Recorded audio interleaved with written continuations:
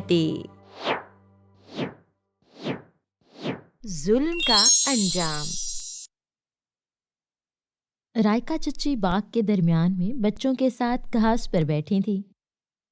معاویہ، حنزلہ اور محمد کے ساتھ آج محلے کے کچھ اور بچے بھی رائکا چچی کے باغ میں کہانی سننے کو موجود تھے۔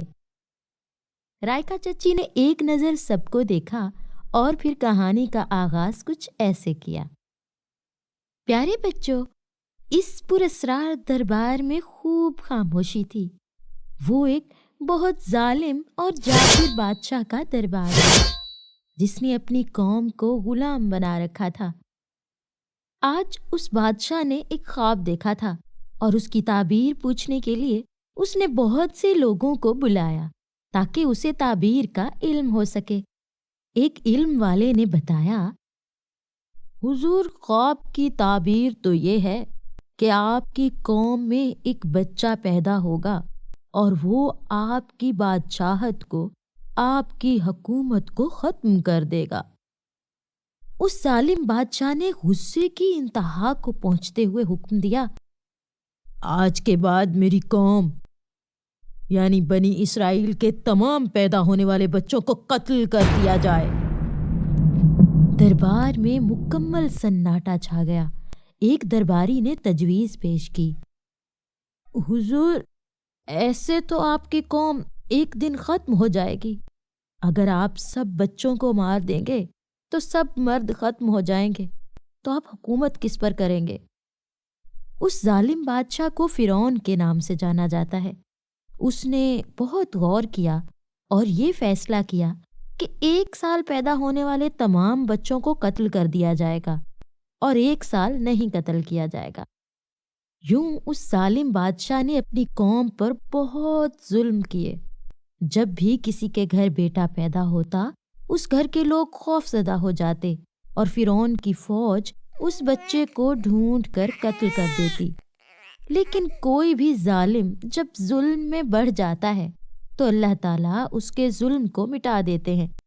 اللہ تعالیٰ نے اس قوم کی ایک نیک خاتون کو ایک بہت پیارا سا بیٹا عطا کیا، اور یہ تو اللہ تعالیٰ کی بہت بڑی آزمائش تھی کہ ان کا بیٹا اس سال میں پیدا ہوا جب فرعون نے بچوں کو قتل کرنا تھا۔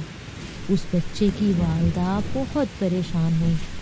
اللہ تعالیٰ نے ان کے دل میں تدبیر پیدا کی کہ وہ اس چاند جیسے بیٹے کو صندوق میں ڈال کر دریا میں ڈال دیں۔ شاید کچھ لوگوں کو وہ صندوق مل جائے تو وہ اس پیارے سے بچے کو اپنا بیٹا بنا لے اور یوں وہ فرعون کی فوج سے بچ جائے گا۔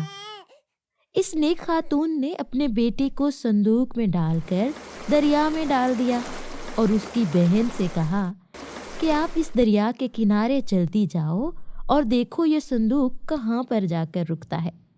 اب اللہ کا کرنا ایسا ہوا کہ فرعون اپنی بیوی، جو بہت ہی نیک عورت تھیں، ان کا نام آسیہ تھا، لیکن وہ فرعون کے ظلم کو پسند نہیں کرتی تھی، ان کو لے کر سیر کے لیے دریا کے کنارے آیا ہوا تھا۔ اچانک ان کی نظر دریا میں بہتے صندوق پر پڑی تو انہوں نے فوراً اس صندوق کو نکلوایا اور اسے کھولا۔ جیسے ہی حضرت آسیہ نے پیارا سا چاند جیسا بچہ دیکھا تو اسے گود میں اٹھا لیا۔ فرعون نے چاہا کہ وہ اسے قتل کر دے، کیونکہ اسے ڈر تھا کہ کہیں وہ کل کو بڑا ہو کر اس کی حکومت کو ختم نہ کر دے۔ لیکن حضرت آسیہ نے کہا، یہ تو بہت پیارا ہے، اسے میں اپنا بیٹا بناؤں گی۔ یہاں تک کہہ کر رائکا چچی رکیں اور ایک نظر بچوں کے چہرے کو دیکھا۔ بچے اگرچہ کہانی دلچسپی کے ساتھ سن رہے تھے، لیکن کافی رات ہو جانے کی وجہ سے وہ تھک چکے تھے۔ یہ دیکھ کر رائکا چچی نے بچوں سے کہا، پیارے بچوں، اس کہانی کو ہم انشاءاللہ کل مکمل کریں گے اور دیکھیں گے کہ وہ بچہ کون تھا اور اس بچے کے ساتھ آگے کیا حالات پیش آئے۔ سب بچے جلد از جلد جاننا چاہتے تھے کہ وہ بچہ کون تھا، لیکن چچی جان کی بات ماننا بھی ضروری تھا۔ سب بچوں نے اس بات میں سر ہلاتے ہوئے چچی جان سے اجازت چاہی اور سونے کے لیے اٹھ کھڑے ہوئے۔ سب بچوں کو اگلے دن کا انتظار تھا تاکہ وہ جان سکیں آخر وہ بچہ کون تھا؟